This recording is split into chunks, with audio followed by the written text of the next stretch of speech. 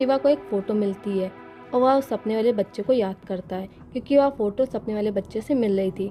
वह अपने पापा को फ़ोटो दिखाता है और उनसे पूछता है कि ये बच्चा आखिर है कौन। शिवा के पापा कहते हैं फ़ोटो वाले लोग ही तुम्हारे असली माँ बाप हैं। और स्टोरी कुछ साल पीछे जाती है जहाँ हम देखते हैं देवी और वासु दो कपल हैं।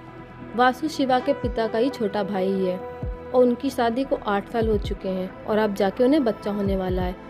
फिर हम देखते हैं कहानी की शुरुआत वाली औरत शोभा वो देवी के भाई की बीवी है और अपने ही घर में गड़े हुए सोने के कलश पाना चाहती है।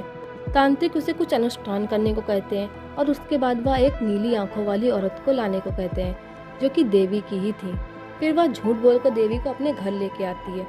वासु पूजा का विरोध करता है लेकिन वह दोनों उन्हें मना लेते हैं और पूजा शुरू होती है। देवी को क्रिया के बीच में एक झटका सा लगता है और वह अपनी आंख खोलती है और घर के आंगन में सोने के कलश देखती है।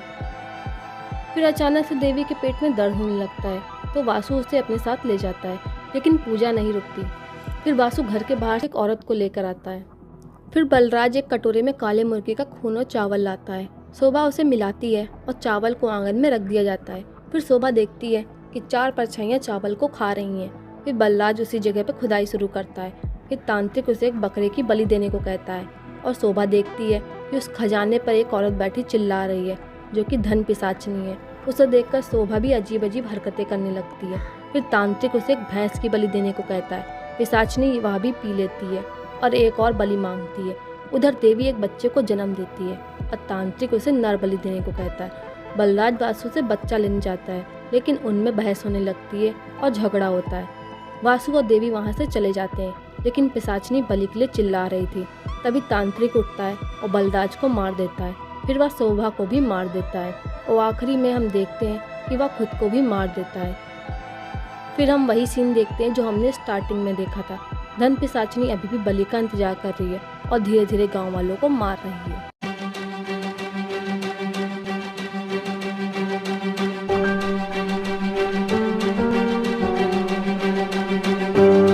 कुछ समय बाद वासु और देवी पर भी धन पिशाचनी का असर होने लगता है और वह अपने ही बच्चे को मारने लगते हैं। अपने बच्चे को बचाने के लिए वह खुद को आग लगा लेते हैं और यह सब सुनकर शिवा बहुत दुखी होता है। वह अपने माँ बाप के घर जाता है। वहाँ उनकी मौजूदगी महसूस करता है और काफ़ी रोता है। अब उसे भूत प्रेतों पर भी यकीन होने लगा है और वह लोग गुरुजी के पास जाते हैं। गुरुजी कहते हैं क्योंकि शिवा भी उस अनुष्ठान में शामिल था इसलिए पिशाचनी को अब उसकी बलि चाहिए। शिवा के पास बस 1 ही महीना बचा है। यह सब सुनकर सब लोग रोने लगते हैं। फिर शिवा एक ऐसी मशीन लाता है जिसका नाम है टेस्ला कॉइल जो कि एनर्जी ट्रांसफ़र करता है